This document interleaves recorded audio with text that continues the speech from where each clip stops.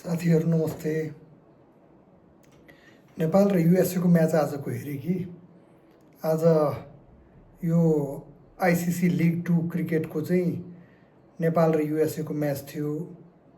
Match हेरियो। Match हेरिसकेपछि थोरै comment गर्न मन लाग्यो क्या। नेपालको प्रदर्शन हेरेर नेपालले जुन किसिमले अस्तिको म्याच युएसएसँग, त्यसपछिको युएईसँग, आज चाहिँ फेरि युएसएसँग जुन हार्यो नि, त्यो एकदमै नै चिन्ताजनक अवस्था छ क्या। नेपाल पोइन्ट्स टेबलमा अन्तिमबाट दोस्रो छ। 19वटा खेल खेलिसकेको नेपालले जम्मा 12 अङ्क मात्रै प्राप्त गरेको छ भने युएसए अहिले टप अफ द टेबलमा छ। युएई मात्रै नेपालसँग पछाडि छ। नेपालले कहाँनिर मिस गरिरहेको छ त? नेपालले जुन किसिमले प्रदर्शन गर्नुपर्ने हो, जुन किसिमले राम्रो गर्नुपर्ने हो, त्यो किसिमले आज नेपालको ब्याटिङ हेर्ने हो भने ठिकठाकै थियो। नेपालको ब्याटिङ ठिकठाक त भनौँ, तर फेरि अब त्यो अन्तिममा करण केसीले 49 रन नहानिदिएको भए, बलरले नहानिदिएको भए त्यति पुग्दैन थियो। तर पनि जे होस्, 272सम्म पुग्यो। राम्रै कुरा थियो, किनभने पहिले टस हारेर पहिला ब्याटिङको निम्तो पाएको नेपालले 272सम्म पुग्यो भने ठिक छ। अब त्यसपछि बलिङ गर्ने पालो आयो। बलिङ गर्नमा नेपालले सुरुमा 3टा विकेट लियो। 19-20 ओभरसम्ममा 3टा विकेट लिइसकेको थियो। ल ठिक छ, 91-92 रन थियो। 91-92 रनमा 3 विकेट लिइसक्यो। तर त्यसपछिको जुन साझेदारी भयो नि, त्यो साझेदारीले नेपाललाई सिद्ध्यायो। त्यो साझेदारी 100 भन्दा प्लस रनको साझेदारी भएको छ। त्यो साझेदारीले लगभग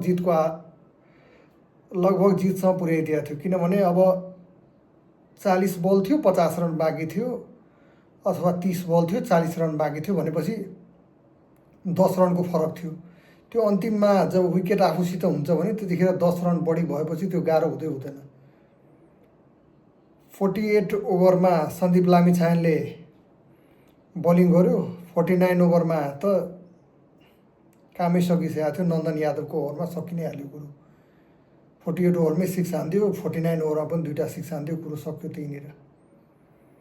नेपालले धेरै कुरामा सुधार गर्नुपर्ने देखिन्छ क्या। फिल्डिङमा पनि दिपेन्द्र सिंह ओइरीले क्याच छोड्यो। नन्दन यादवको ओभरभन्दा अगाडि सन्दीप लामिछानेकै ओभरमा गुलसन झाले क्याच छोड्यो। यस्तो अवस्था छ। यस्तो अवस्थामा नेपालले के गर्न सक्नुपर्छ भने आफ्नो फिल्डिङ सुधार्नु पऱ्यो। ब्याटिङमा पनि स्टार्टिङ ब्याट्सम्यानले राम्रो खेलिदिँदैन।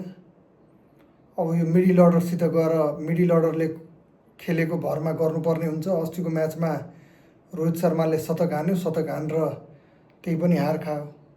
यो ब्याटिङ अलिअलि सुध्रियो भने बलिङ फेरि जस्ताको त्यस्तै।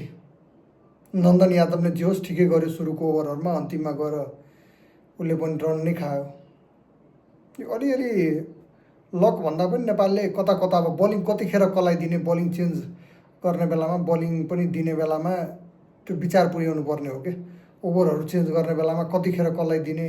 क्याप्टेन्सीमा पनि धेरै कुराहरूको अझै चाहिँ अनुभवको कमी रहेको क्या। T20 100मा जित्यो, तर यसमा त जित हासिल गर्न सकेका छैनौँ नि त। यो ऱ्याङ्किङ पनि तल छ, सबै कुरा तल छ। गाह्रो छ स्थिति। डिटेलमा फेरि पनि आउनेछु। धेरै दिनपछि आएको छु युट्युबमा। 2019 पछि आउँदैछु फेरि पुरानो च्यानलमा। सबै साथीहरू स्वागत छ। अवश्य पनि हाम्रो भेट फेरि नै हुनेछ। हस्, अहिलेलाई धन्यवाद है।